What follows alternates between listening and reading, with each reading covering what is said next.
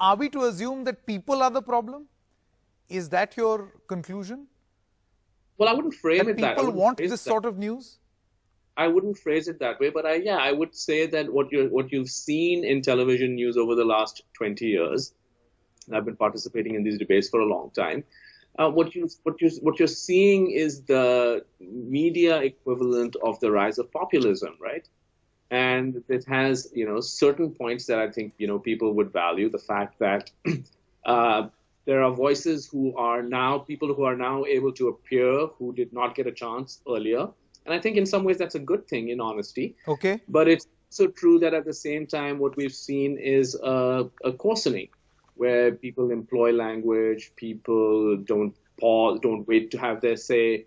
A lot of these are what we're talking about are norms. And the norms that existed in Indian television, if you go back 20 years ago, were essentially the norms of the elite. I happen to think that those were better norms. Let me put my own prejudices on the table.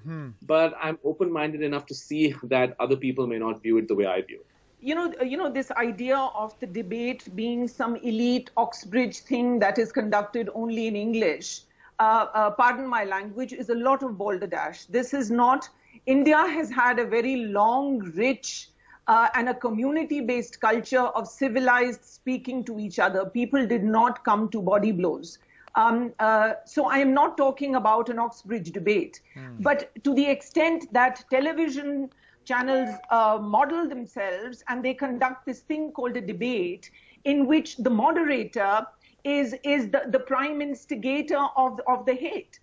So you've adopted a form but abandoned all its rules. That simply cannot fly. And I want to draw your attention to India, which has a rich culture. We've had community-based conversations. I have worked in rural India where you could have a conversation without coming to the kind of blows that people can today. And I'm sorry to say I disagree with whichever gentleman said that this media has no influence in people. We are not just talking English. We are on an English channel right now, but this is extremely true of the very toxic, vicious, venomous Hindi language media that I'm familiar with, certainly in the Hindi heartland, where you do publicly lynch people through your words.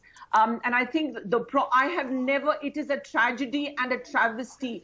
Anyone and I heard some gentlemen saying it's great democracy. This is not great democracy. The thing is, we have really blurred the line between offense, safety, and decency. Now, whenever you have an argument, like we used to have Shastrarth in India, it was never about not offending somebody, until unless you don't offend the intellectual faculties of somebody. For example, until unless you don't offend the current historians of the day by proclaiming that in the partition narrative, it cannot be dominated by the Nehru or the Jinnah or the Gandhi version of things. But you have to include the I get your Ambedkar point. and the Savarkar So version. Shubhrasta is talking about a churn, that you challenge the status quo, you challenge the norms, and that is why you will see a backlash, and then people will talk about intolerance. But that is not really entirely true. We are talking about the manner in which we debate.